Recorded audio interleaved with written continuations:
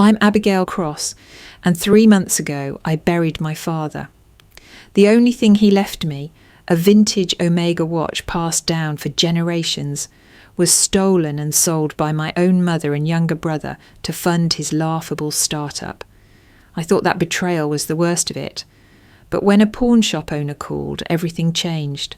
Inside the watch was a secret my father had kept hidden, one that unravelled the web of lies my family built around me. If you've ever felt abandoned by those who were supposed to protect you, this story might feel uncomfortably familiar. The morning of my father's funeral was grey and quiet, as if the sky mourned with me. I stood alone beside his grave, numb to the cold wind that brushed across my face. Charles Cross, my father, had died of heart failure after a slow, quiet decline that we all saw coming, but that didn't dull the ache. He was 72, a man of few words, disciplined and deliberate, who had made a lifetime of small, careful choices. He had been my anchor in a family where I'd always felt like a misplaced puzzle piece. I'm Abigail Cross. I'm 38, single by choice, a marketing consultant with my own firm in Chicago. I live alone, and truthfully, I prefer it that way. My parents, Charles and Marjorie, raised me in a household that looked functional from the outside. Nice house, Sunday church, family vacations, but always felt hollow on the inside. When I was younger, I used to think the silence was normal. It took me years to realise I had grown up lonely in a crowded home. My younger brother Ethan was born when I was 5. From the moment he arrived, the energy of the household shifted. He was loud where I was quiet, messy where I was neat, but more than that, he was loved loudly, celebrated, applauded for mediocrity. I learned early on that attention had to be earned with perfection, and even then it wasn't guaranteed. Ethan, on the other hand, could crash a bicycle into a fence and be praised for his courage. I once brought home straight A's and got a nod over dinner. It was Dad who balanced the scales in his own quiet way. He wasn't effusive, but he noticed. When I graduated college, he gave me a quiet nod and said, "You've made us proud." That was the most open affection I had ever heard from him, and it meant everything. And when I turned 30, he called me to his study, sat me down, and showed me his most prized possession, an Omega Seamaster watch, vintage, inherited from his father. "This will be yours someday," he said, placing the watch in my hand. "It's not just a timepiece, it's part of who we are." I'd only worn it once, briefly on my wrist, feeling the weight of legacy in every tick. Then I handed it back, not wanting to take it too soon. Now, standing at his graveside, that promise echoed louder than the priest's words. The will had been read 3 days earlier, simple as expected. A few investments to be liquidated for Mom. The house would be sold. But the watch, he left it to me specifically, not as part of the estate to be distributed, just a line in his handwriting. "To Abigail, my daughter, I leave my father's watch. May it remind her of the value of time, and that she has always been the most precious part of mine." I cried when I read it.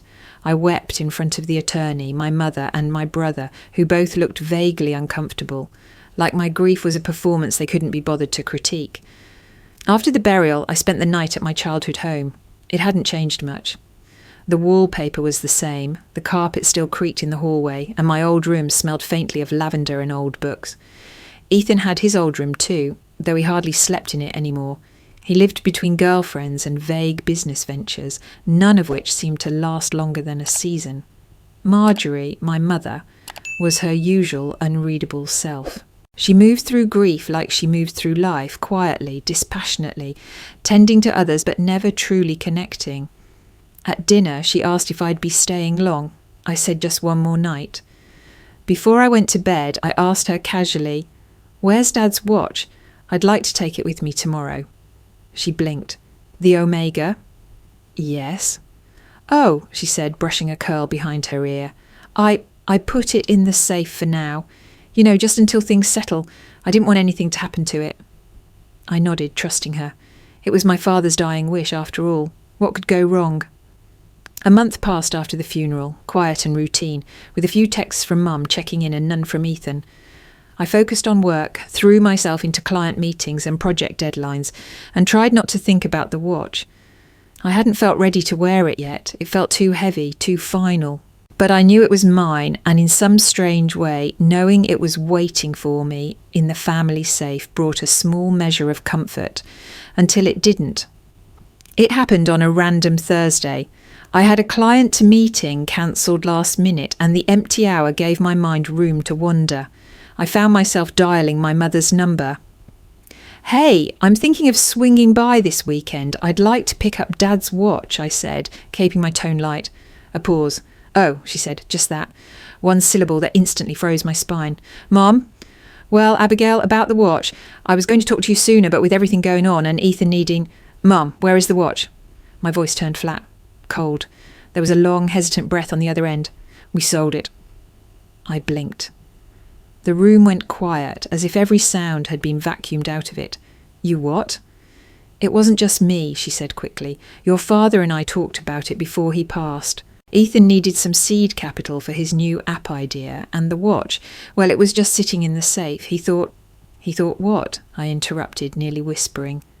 "That it was okay to go against his own will, that I wouldn't care." "It was a family decision," she said, her voice defensive now. "You always made it clear you didn't want to be involved with family finances or decisions. We thought—" "No," I cut her off. "Don't you dare say way." "He left me that watch. In writing. You both knew that." Silence. Then she said softer, "It's just a watch, Abby." That did it. The crack that had been slowly spreading through my chest since the funeral finally split open. "No," I said, voice trembling. "It wasn't just a watch. It was the one thing that he promised me, that he passed down to me. It wasn't about the money, Mum. You know that." Another pause. Then weakly, "Ethan said he could triple the value with the app. It's a good idea. He's really passionate this time." I laughed, bitter and sharp. "He's passionate every time, until it fails." My mother didn't respond. "And Dad," I continued, struggling to keep my voice steady, "he told me himself, no discussion, the watch goes to Abigail." He said those words. "I know," she whispered, "but when Ethan pitched the idea, your father said maybe it was better for the family if—" "He changed his mind," I hissed. "Without telling me? Without even asking?" The silence confirmed what I feared. Not just betrayal by my mother, not just disrespect from my brother, but a denial of my place in this family by the one person I had trusted most. I ended the call without saying goodbye. My hands shook as I set the phone down. The grief I had buried weeks ago began to resurface, but this time it carried a different flavour. Not just sorrow, but fury. Not just loss, but violation. I stared at the empty space on my desk where I had once imagined placing the watch. I thought about that day in Dad's study, how he had placed it in my hand and said it was mine. And now it was gone. Sold. Bartered away like an old piece of furniture so my brother could chase yet another fantasy. That night I couldn't sleep. I kept hearing Mum's voice. "It's just a watch." And Dad's. No discussion. Something wasn't right. Something deeper than betrayal nagged at me. If they had sold it, who had they sold it to? And more importantly, could I get it back? The next morning I drove to my parents' house, no call, no warning. I couldn't shake the sense of betrayal or the need to look them in the eye and hear them say it again, to admit what they had done. I had grown up in that house, eaten thousands of dinners at that table, but walking up to the door that day felt like entering enemy territory. Marjorie answered with a faint smile, wearing her robe and holding a cup of coffee. "Abigail, you should have called." "I need to talk to both of you," I said, brushing past her. She closed the door behind me and followed slowly. "Your brother's here, but your tone is—" "I don't care. I'm not here to exchange pleasantries." In the living room, Ethan lounged on the couch, barefoot, sipping an energy drink, scrolling on his phone like nothing had happened. "Hey, sis," he said casually, not looking up. "Didn't think you'd show your face so soon after blowing up on Mom." I stood frozen for a moment, stunned by his flippancy. "You sold Dad's watch," I said, my voice low and hard. He finally looked up. "Technically, Mum sold it." I turned to her. "And technically it was mine." She exhaled sharply. "Abigail, please, you're blowing this out of proportion. It was in his will, his handwriting." "It was a watch," she snapped. "An old watch, Abigail. You've always been so sensitive about these things." Sensitive. That word hit me like a slap. I was transported back to my teenage years, where any emotional reaction was brushed off as drama, any need for connection dismissed as clingy, and my silence interpreted as coldness. Now, once again, I was being told that my pain was an inconvenience. It was the only thing he left me, I said, trembling. You got his intellect, his ambition, his independence, she countered. Ethan got, well, he needed help. I turned to Ethan. Is that true? You needed help? What happened to that crypto platform you pitched last year? Or the organic pet treat business? Or the last 3 passion projects you drained their retirement savings on? He shrugged. Look, I'm not saying they all worked out, but this one's different. I've got a real dev team this time. Investors waiting. I just needed the startup cash. So you took what wasn't yours? He snorted. Come on, you weren't even wearing the thing. Dad's been dead a month and you hadn't even picked it up. Because I was grieving.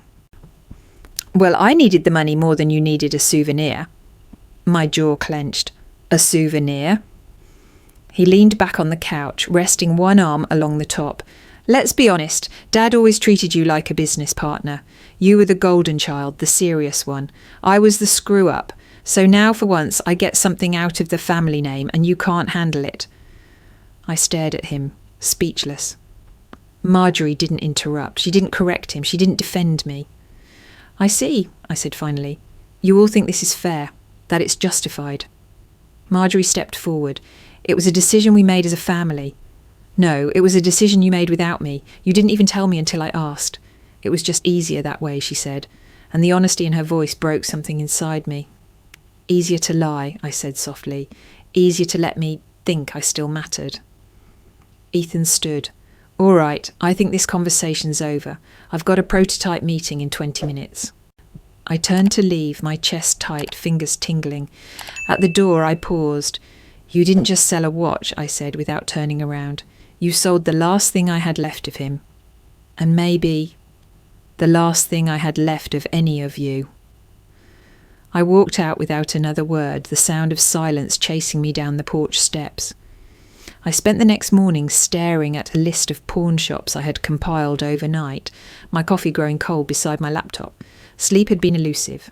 Every time I closed my eyes, I saw my brother's smirk and heard my mother's voice. It was just a watch. That phrase had become a hammer, pounding away at whatever pieces of my heart remained intact. I didn't care about the money. I didn't care about Ethan's app or his investors or his imaginary success. I wanted the watch back. I needed it, not for nostalgia, but for truth. It was the last promise my father had made to me, and I would not let it disappear into the hands of a stranger. So I started calling. Hi, I'm looking for a vintage Omega Seamaster. No, sorry, haven't seen one like that in weeks. I understand, thank you. Each call was a tiny sting of rejection. Each no made me feel like the trail was going colder. But I kept going. By noon, I had called 12 shops. Some were polite, others impatient. One clerk asked if I was trying to track down stolen property. I paused for a long time before answering. Yes, in a way, I am. After a few hours, I dialed Jade. She was my closest friend and a damn good lawyer. We'd met in grad school, and she had a knack for slicing through emotional fog with surgical clarity. Hey, I said when she answered. You got a minute? Always. What's up? I told her everything, from the will to the sale to my showdown with Ethan and Marjorie. There was a pause on the line. Abigail, that's legally shady as hell. If the watch was specifically bequeathed to you, it's yours, full stop. I know, but proving it and actually getting it back, that's another story, she sighed. Do you want me to draft a formal letter of intent? Maybe spook them into cooperating? I shook my head, even though she couldn't see me. No, not yet. I just want the watch. If I can find it, I'll buy it back myself. There was another pause. All right, but keep me posted. If they push back, we go nuclear. Thanks, Jade. I hung up and stared at the list again. Just then a text from Jade buzzed through. It was a photo, a scanned copy of a legal document, underlined in yellow. Per Giles Cross's final handwritten addendum, the Omega Seamaster watch is to be left solely to Abigail Cross, with no claim from other beneficiaries. Attached was a second message. This is solid. No room for misinterpretation. You're 100% in the right. And yet I didn't feel victorious, not even close. Later that evening, I decided to drive to my parents' house one last time. I didn't plan to go in. I just needed closure, to sit outside, to say goodbye to the place I'd spent decades trying to belong to. But when I pulled up, the porch light was on, and through the living room window I saw Marjorie sitting alone, flipping through a photo album. I didn't knock. I sent her a text instead. I don't want to fight, I just want to understand. Did Dad really agree to sell the watch? A few minutes passed. Then came the reply. He gave it to me 2 days before he passed. Said it should help Ethan get started. He said you'd be fine. That you didn't need it the way he did. I read it again and again. He gave it to her. Before he died. On purpose. The air left my lungs in one long, slow exhale. I wasn't betrayed by accident. I wasn't forgotten by oversight. My father had changed his mind. He just hadn't told me. I started the car. My fingers gripped the wheel tighter than necessary. My chest burned. Not with anger this time, but with something far worse. I had lost my father twice now. The call came on a Tuesday afternoon, just as I was about to close my laptop and give up for the day. I'd reached out to nearly every pawn shop within a 50-mile radius, left voicemails, emails, even walked into a few in person. Most of the responses had been dead ends. Some shop owners were indifferent. Others didn't even bother returning my calls. But this one did. Miss Cross, the voice said. Male, older, gravelly but kind. Yes, this is she, I answered cautiously.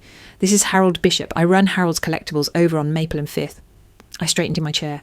Yes, I think I left you a message last week. You did, and I might have something you're looking for. I held my breath. A watch? An Omega Seamaster, stainless steel, black dial. Has a faint scratch on the back, like it was rubbed against something hard once. My heart started racing. Yes, that's it. That has to be it. Well, it came through my shop a couple weeks ago. Brought in by a man and a younger guy. They didn't look like watch people, if you know what I mean. No knowledge of the brand, no sentimental attachment. Just wanted a quick sale. I closed my eyes. That was them. My mother and Ethan. I could see it so clearly. Her standing there, trying to act composed, and Ethan nervously tapping his phone as he calculated how much he'd get. Do you still have it? I asked, gripping the phone tighter than I meant to. I do, Harold said. I didn't put it on display. Something about the transaction didn't sit right with me. I've been in this business 35 years. You learn to trust your gut. A strange mix of relief and rage bubbled in my chest. Can I come see it? I'm here until 6. Bring ID, and if you've got any paperwork to show you're the rightful owner, that would help. I'll be there within the hour. The drive to Harold's Collectibles felt both endless and too fast. I kept rehearsing what I'd say, how I'd explain the situation. When I finally pulled into the small lot in front of the store, my palms were sweating. The building was modest. Brick exterior, a faded wooden sign, and barred windows displaying vintage toys, jewellery, and framed memorabilia. Inside, the air smelled like old books and metal polish. The lighting was dim, and behind a long glass counter stood an older man with silver hair, glasses, and a thick blue flannel shirt. He looked up and smiled warmly as I entered. Miss Cross?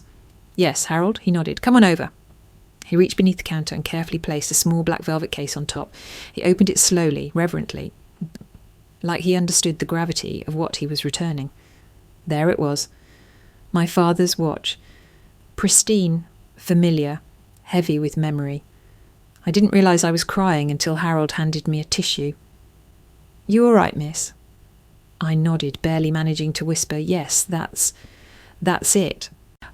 He cleared his throat gently. They said it was a family heirloom, claimed that their father had passed, and they were trying to move on by letting go of material things. I gave a bitter laugh. How convenient! Harold tilted his head. If you don't mind me asking, was it yours? It was left to me in his will, specifically, in writing. He nodded, satisfied. That tracks. The way they talked about it didn't match the history I felt in that piece. I knew it was more than just a sale. I looked at him. Thank you. You could have sold it, made a profit. Why keep it? He shrugged. Sometimes you don't need a reason. Sometimes you just know something doesn't belong in the hands of strangers. I looked down at the watch again, then back up at him. I need to get it back. Harold smiled.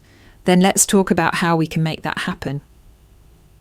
Harold stepped into the back room and returned with a folder of documentation, along with the velvet case still cradling the Omega. I couldn't take my eyes off it. The familiar tick, the sleek hands. The scratch on the case back I remembered from childhood when Dad knocked it against the stair railing during a power outage. Everything about it screamed home, loss, memory. Harold set the folder down and opened it carefully. Now, I should tell you something, he said, his voice lowering slightly. There's something unusual about this watch. My heart paused.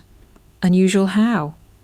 He reached into the case and gently turned the watch over, his fingers moving with the care of someone who'd handled antiques for decades. Most people don't know about this kind of feature, especially in older mechanical watches. But this one, he pressed his thumb against the edge of the caseback, right near the crown. With a faint click, a barely perceptible seam revealed itself, and with a slow twist, the back opened like a miniature compartment. I gasped. Inside, tucked snugly into the curved metal cavity, was a tiny folded photograph and a small aged key with an ornate head. I didn't want to tamper too much, Harold said gently. I saw what was inside, but I left everything as I found it. I reached out slowly, as if I might break the moment.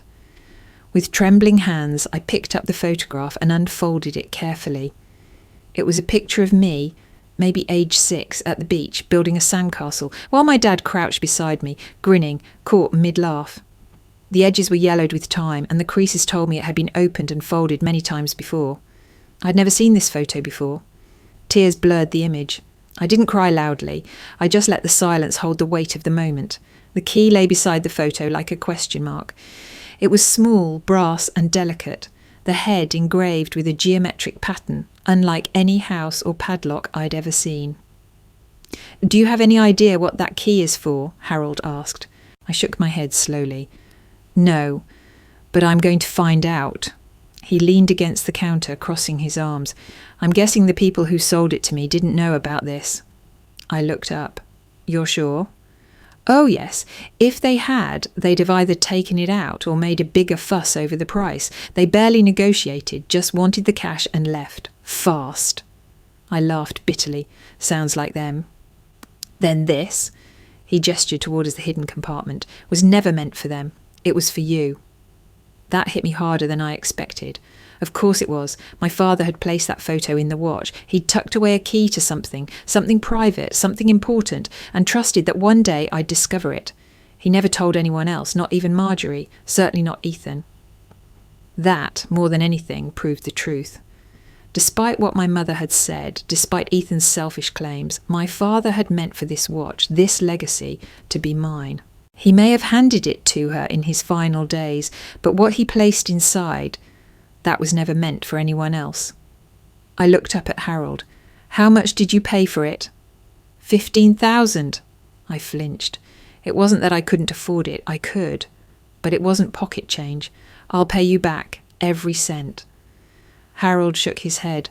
I won't charge a dime more than what I paid. No profit. This doesn't belong in my case. It belongs on your wrist. I nodded, swallowing hard. Thank you. He gave a small smile. Call it an act of karma. I left the shop with the watch in my bag, the photo pressed to my chest, and the key tucked safely into my coat pocket. The answers I needed were out there, waiting behind some unknown lock. But for the first time in weeks, I didn't feel lost. I felt chosen. The following Saturday, I found myself standing in front of Unit 107 at Greenridge Storage, the metal door cool beneath my fingertips. This was where I had placed some of my father's belongings after the funeral. Items that felt too precious to donate, but too overwhelming to bring home. His books, vinyl records, some old office supplies, and boxes labelled with neat black handwriting that simply read, personal. I hadn't expected to return so soon. But now, with the key burning a hole in my coat pocket, I knew something inside was waiting for me, something only I was meant to find. The unit smelled like cardboard and cedar. Dust particles floated lazily in the single beam of overhead light. I moved aside a box of tools and uncovered a familiar object, an old walnut box, about the size of a thick textbook, with brass hinges and a small, curious keyhole. I remembered seeing it in Dad's study once when I was a teenager, but when I asked about it, he just smiled and said, "It's where I keep what matters." I knelt down and pulled out the key. The fit was perfect. With a soft click, the lock turned and the lid creaked open. Inside, I found a stack of letters bound in a thin blue ribbon, a leather portfolio and a small black USB drive. Everything was meticulously organised, like Dad had been preparing for someone, me, to discover it. I sat cross-legged on the floor, the chill of the concrete seeping through my jeans. My hands trembled as I picked up the first letter. Abigail, if you're reading this, I've passed on, and you've found the watch's secret. Good. That means you're ready. I didn't know if I'd have the strength to tell you all of this face to face, and I didn't want to burden you while you were still building your life. But there are truths you deserve to know, about your brother, about our family, and about the choices I made, right or wrong. The handwriting was unmistakably his. Steady, confident. I unfolded the second letter, and then the third. Each one peeled back layers I never saw coming. Over the course of 5 years, my father had discovered a pattern in Ethan's finances. Forged bank statements, fake contracts, investments that never existed. Ethan had borrowed heavily from their shared accounts, using Mum's login to make unauthorised transfers, always with the excuse of a promising business opportunity. Each time Dad confronted him, Ethan would charm his way out of accountability, making grand promises of return, swearing he was so close to turning things around. But the letters revealed something else. Dad had stopped believing him long ago. I let your mother believe the best of him, because I couldn't bear to break her heart. But I kept records. I kept everything, in case you ever needed to protect yourself. Or him. The last part made my stomach turn. Dad hadn't just been protecting me. He'd been protecting Ethan too, even while being deceived. I opened the leather portfolio next. Inside were printed spreadsheets, bank transactions with Ethan's name on them, copies of emails between Ethan and investors that didn't exist. Some were clumsy attempts at fraud. Others were more elaborate. All pointed to the same truth. Ethan hadn't just wasted money. He'd manipulated his own family to get it. The USB drive gleamed under the light. I pocketed it carefully. I would read whatever was on it later when I had the strength. For now, I sat in silence with the truth around me. The grief I had carried for weeks shifted into something colder, heavier. This wasn't just betrayal, it was legacy, a legacy of secrets, denial and pain. And now it was mine to carry. The last letter in the stack was different. It wasn't dated like the others, and the handwriting looked shakier, like it had been written near the end when Dad was already ill. The envelope was labelled simply, "For Abigail, only when she's ready." My pulse quickened as I slid the letter out. My breath caught on the first line. "My Abby, if you've found this, then you've seen what I kept hidden. You've learned the truth about your brother's actions. I'm sorry you had to carry this burden, but I trust you more than anyone to know what to do with it." I kept reading, expecting more details, more damning evidence, but instead what I found was something I wasn't prepared for. You've always been the strong one. You didn't need hand-holding or second chances or applause. You built your life on your own, brick by brick, while Ethan always struggled to find his footing. Your mother and I, well, we made mistakes. We enabled him, hoping he'd grow into the man we believed he could be. We wanted so badly for him to succeed, even if it meant turning a blind eye. But here's the part I've never admitted. I didn't give you more attention, more support, because I thought you didn't need it.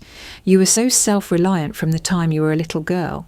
You walked early, read early, solved problems without asking for help. I told myself that was a gift, and it is, but I also used it as an excuse to justify giving Ethan more of our time, our concern, our forgiveness. I stopped reading. My chest ached as if the letter itself had reached inside and tugged at the rawest part of me.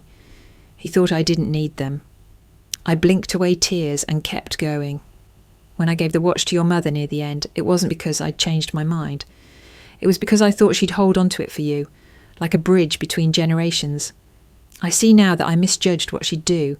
I underestimated how much pain she was carrying, how much Ethan could manipulate us both.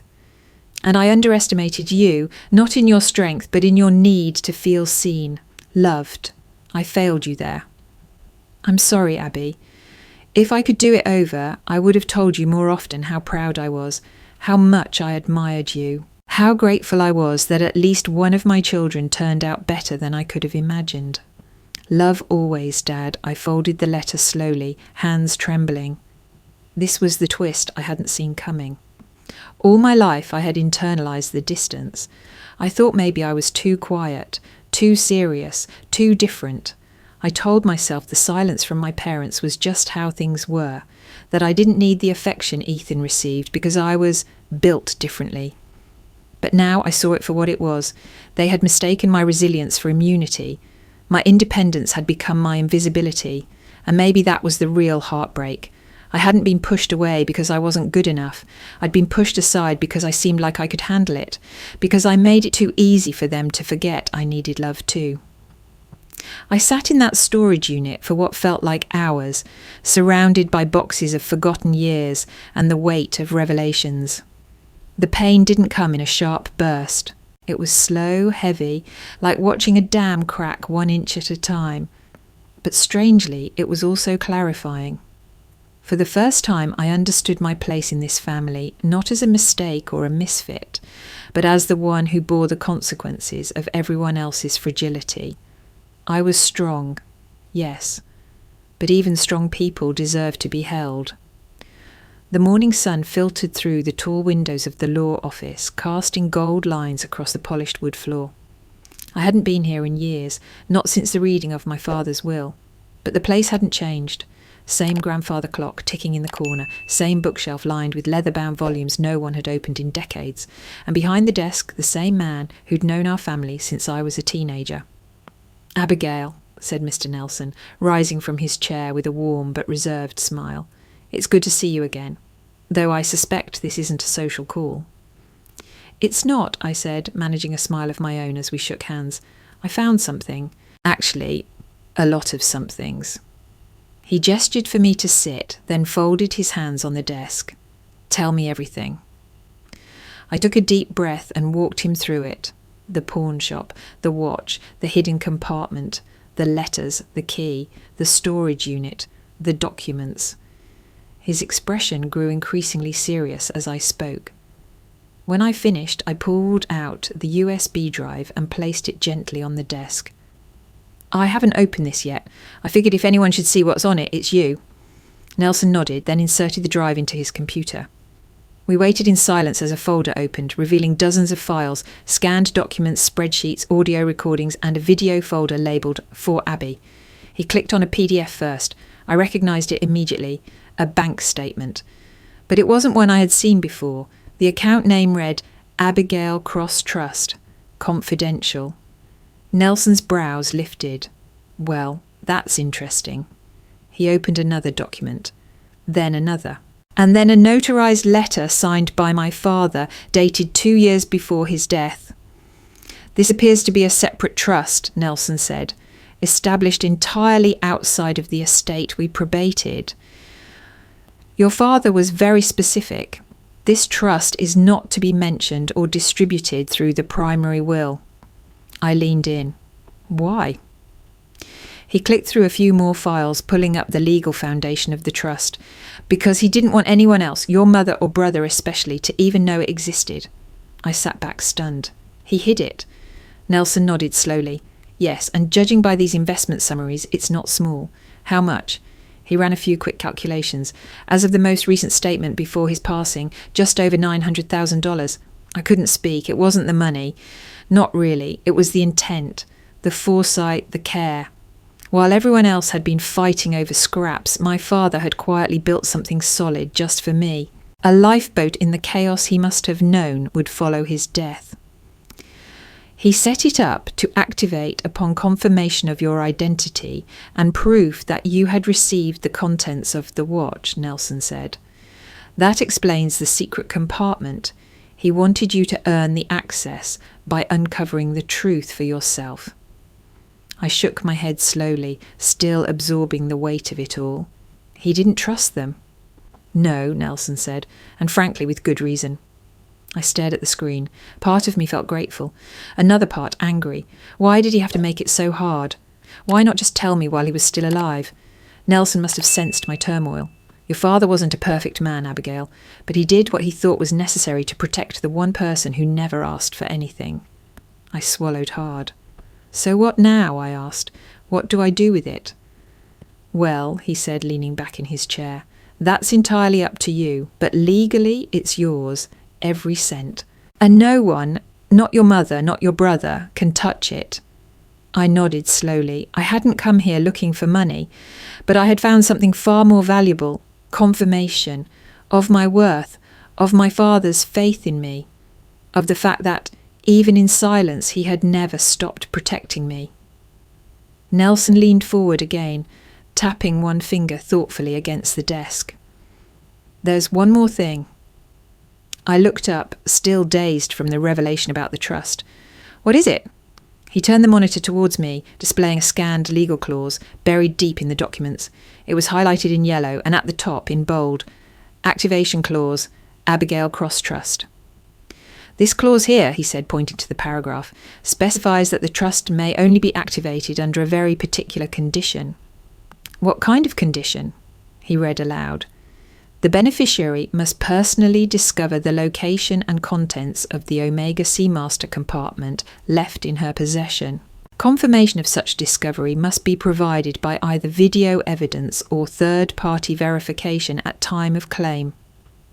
My heart skipped. He smiled gently. It means exactly what it sounds like. Your father didn't just leave you this money. He set up a test, one only you could pass, and only if you took the initiative. So, if I hadn't found the watch or hadn't opened it, you'd never have known it existed. I stared at the document, my pulse drumming in my ears. All this time I thought I was chasing a memory. In reality, I'd been following a trail my father laid down step by step. It was never just a keepsake, I whispered. It was a key. Nelson nodded. Your father was deliberate, cautious, but also clever. He wanted you to have something meaningful, not just valuable. I leaned back in the chair, processing the full weight of it. All the pain, the confusion, the endless self-questioning. It had all led here, and yet there was still something unresolved. He knew what would happen, I said, more to myself than to Nelson. He knew Mom and Ethan would sell it, or at least that they'd try. Nelson raised a brow. I suspect so. So he set this up as a kind of moral gauntlet. More like a challenge of character, Nelson replied, to test your resolve, your instincts, your strength. I shook my head. He could have just told me. Why make it so hard? Maybe he believed that if he handed you everything, it wouldn't feel earned or safe. Maybe he thought this was the only way to protect you from them and from doubt. Silence settled between us for a long moment. Finally, Nelson said, So now the question becomes, what do you want to do with it? I looked at him. I mean the truth, he clarified, the letters, the files, the trust. You can keep it to yourself, move forward, start over, or confront them, I finished. He nodded. One last time. I swallowed hard. It was tempting to keep it all to myself. To walk away quietly with the inheritance, the proof, and the moral high ground. Let them continue their delusions, while I rebuilt my life on a foundation my father had left behind just for me.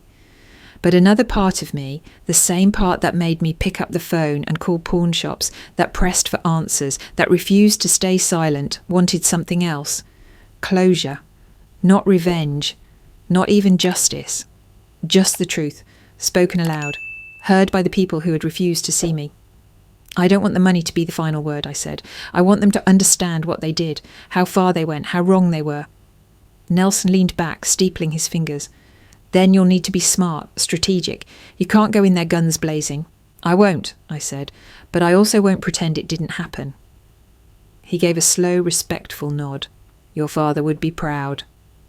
I stood, sliding the folder back into my bag, and took one last look at the clause on the screen. Inheritance activated.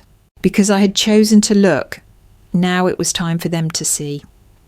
The restaurant was quiet, upscale, and uncomfortably familiar. It was the same place we'd once gathered to celebrate Ethan's 30th birthday, an event that felt more like a coronation than a dinner. That night, my parents had toasted his entrepreneurial spirit with champagne and endless praise, while I sat across the table, smiling politely, clinking my glass with no one. Now, years later, we were back, but this time I had requested the reservation. I chose a private room in the back, dimly lit with tall candles and soft classical music playing from hidden speakers. I arrived 15 minutes early and asked the waiter to hold the menu until my guests were seated. I wasn't here for food. At exactly 7 p.m. they walked in together. Marjorie, composed as always, wore pearls and a grey blouse buttoned to her throat. Ethan followed behind in a blazer and sneakers, casually arrogant, his phone in hand even as he entered the room.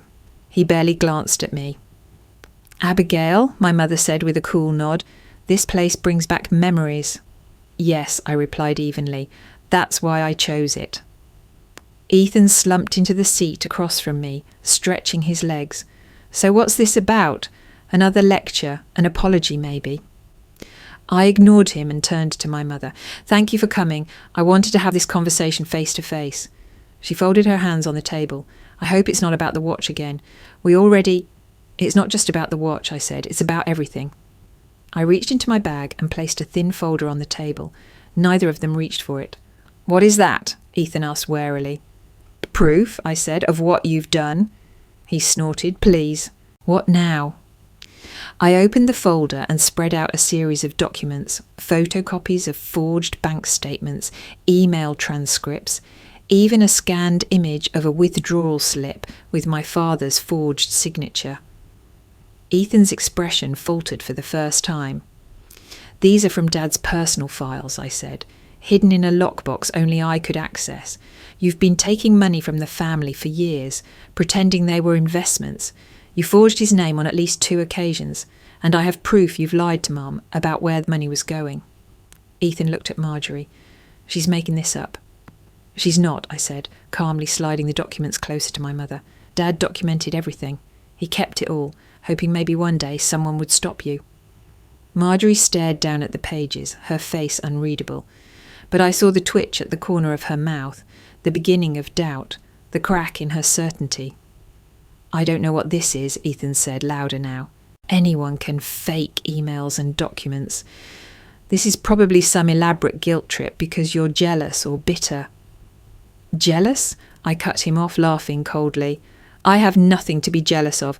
I built my life from scratch. I never asked for favours. I never stole from our parents. I didn't drain their retirement for a string of failed projects." Marjorie looked up. "Is it true?" she asked Ethan quietly. "Did you forge your father's signature?" He hesitated just a moment too long. "I did what I had to do," he finally said. "Dad wouldn't listen. He was holding everything back. I was just trying to move us forward. By lying, by stealing." My voice stayed low, but it cut sharp. "You didn't just betray Dad. You betrayed me. You betrayed her."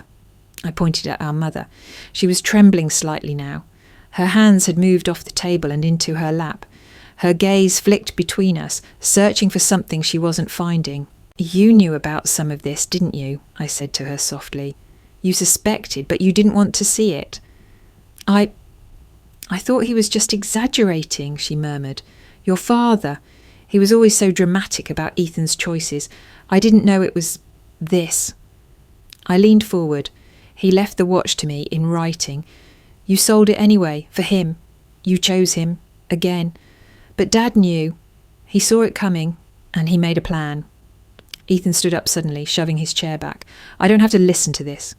"You will," I said firmly, "because I'm not just here to expose you. I'm here to end this cycle. No more silence, no more excuses." He glared at me. "So what, Abigail? You want me to apologise, crawl on my knees, return money I don't have?" "I want you to admit what you've done. And I want her," I looked at Marjorie, "to stop pretending she's neutral in all this. You knew and you let it happen." Marjorie finally spoke, her voice barely audible. I thought if I ignored it, it would stop. It didn't. I stood now too, looking at both of them. So here's what's going to happen. I'm going to give you one chance, one, to take responsibility. Because if you don't, the next people who see these documents won't be family. They'll be investigators. Ethan's face drained of colour. Marjorie whispered, "You wouldn't." I looked her in the eye. "I will." Marjorie didn't answer right away. Her eyes were fixed on the documents, but I could see she wasn't reading them.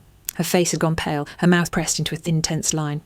Ethan hovered nearby, his arms crossed, defiant but rattled. Finally she said, in a voice barely above a whisper, "I knew." I blinked. "What?" "I knew," she repeated, louder now. "Not everything, but enough. The forged slips, the transfers, the missing funds. Your father confronted me about them more than once." Ethan turned sharply towards her. "Mom!" She held up a hand to silence him. "Don't interrupt me." Her voice cracked then, and for the first time in what felt like years, I saw something raw flicker across her carefully controlled face. "I knew what he was doing," she admitted, eyes still down. "Not every detail, but I knew Ethan was manipulating us, that he was taking and never giving back. I just didn't want to lose him." I stared, stunned into silence. "He's my son," she continued, her voice trembling. "And you've always been so independent, so distant, even when you were a child, Abigail. You never asked for help, you never needed anything. You were always somewhere else, buried in books, in work, in your own mind. Sometimes I didn't even know how to talk to you." I swallowed hard. "So you gave him everything because I didn't beg for it?" She looked up at me, and there were tears in her eyes now. "Because I was afraid that if I didn't give Ethan everything, I'd lose him completely. And you already felt like a stranger." The words landed like a slap, not because they were cruel, but because they were honest. All my life I had felt like an outsider in my own family. Now I knew why. I wasn't ignored by accident. I was tolerated out of convenience, because I didn't demand attention, because I didn't break things or cry loudly or bring drama to the dinner table. I was easy to leave out. I took a deep breath, steadying myself. "Then this is your chance to do something right. Not for me, for Dad, for the people he spent his life trying to support." She said nothing. "I want two things," I continued. "First, I want the money back that you got from selling the watch, every cent. Not to me. Donate it to the retirement fund for the former employees of Dad's firm, the ones who were laid off when Ethan's lies derailed everything." Ethan scoffed. "That's ridiculous." "Second," I said, ignoring him, "I want a public apology. You don't have to go on TV, but you will acknowledge, both of you, what happened. In writing, sent to the family, Dad's old colleagues, the executor of the will. No excuses, no downplaying." Marjorie wiped her eyes with a napkin. "That's a lot to ask." "No," I said firmly. "It's the bare minimum." Ethan muttered something under his breath, then leaned back in his chair. "Fine, whatever. I'll sign whatever you want if it shuts you up." I turned to my mother. "And you?" She looked exhausted. Defeated? But she nodded. "Yes, I'll make the donation and I'll write the apology." I stood, gathering the documents back into my folder. "I'll have my lawyer send you both the details." Ethan rolled his eyes. "You always were good at paperwork." I stared at him for a long moment. "And you were always good at disappearing right before the bill came due." With that, I left the restaurant. I didn't look back. For the first time in years, I wasn't chasing their approval. I was walking away with my father's legacy intact, and my own finally beginning. 6 months later, everything looked the same on the outside. The trees in the neighbourhood where I grew up still swayed with the rhythm of the seasons. The mailboxes stood in neat rows. The grocery store still had the same cashier with the bright red glasses and too much lipstick. But under the surface, everything had changed. Marjorie moved out of the house 2 weeks after the confrontation. She didn't tell me at first. I heard from one of her neighbours. Apparently she took a small apartment downtown near the botanical gardens. She told people she needed a fresh start. I suppose in her way she did. We hadn't spoken much since the dinner, just a handful of emails, formal, hollow, but for once they were honest. Ethan surprisingly entered a rehabilitation programme for gambling addiction and financial dependency. Not because he wanted to, but because As he told me in one terse message, there was nothing left to burn. His accounts were frozen, his name tarnished in professional circles, and our mother had stopped shielding him. He had run out of lifelines. I'm not sure if he's changed, but I hope he's trying. As for me, I left my marketing job 3 months after receiving the trust. I had spent so many years building brands for companies I didn't believe in, selling slogans for products I'd never use. After everything that had happened, I couldn't do it anymore. The world felt too fragile, too real. I took a portion of the inheritance and launched a small consultancy focused on helping family-owned businesses, local startups and independent artisans who reminded me of my father, quiet, steady, invisible to the algorithms, but essential to the fabric of their communities. It felt right. I called it Cross and Legacy. Clients came slowly at first, then steadily. Word spread. Within months I had a waiting list. Turns out people trust someone who's been through hell and come out still standing. My office was small, just 2 rooms above a bakery. I filled it with books, plants, and a photograph of my father from that beach trip, the same one I found inside the watch. He's laughing in the photo, wind in his hair, holding a plastic shovel. I keep it near my desk beside the Omega Seamaster that now lives in a glass case, ticking faithfully. Every morning I unlock the case, take out the watch, wind it carefully, and set it on my wrist before I begin work.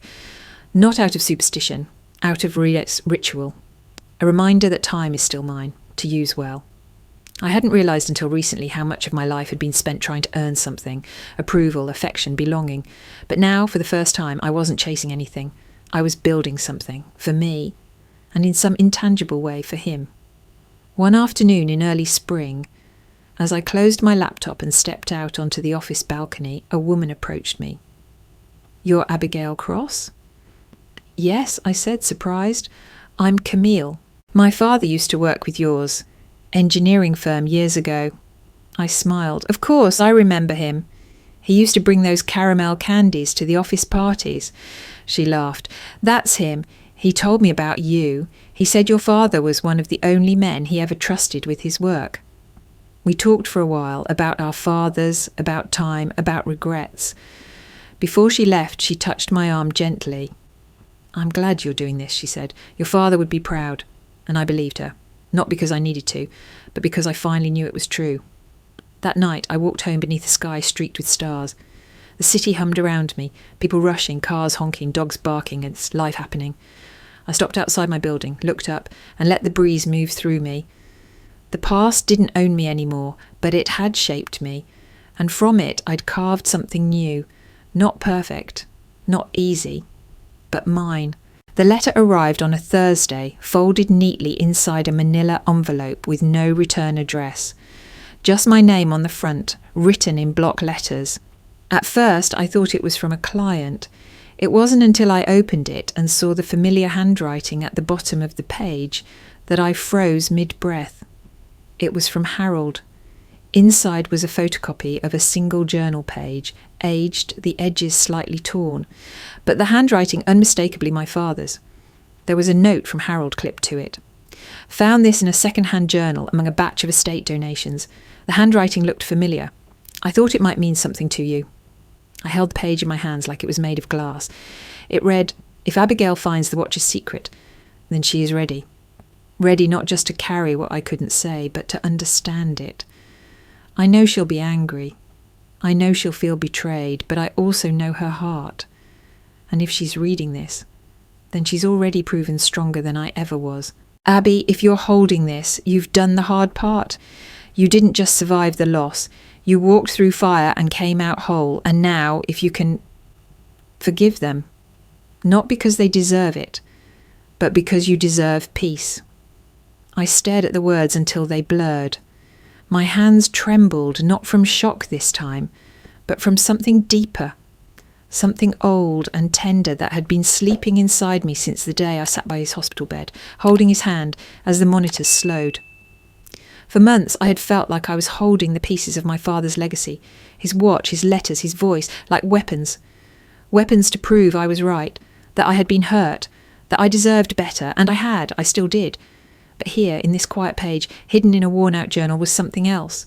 A request I hadn't expected, a challenge harder than any legal battle or emotional confrontation. Forgiveness.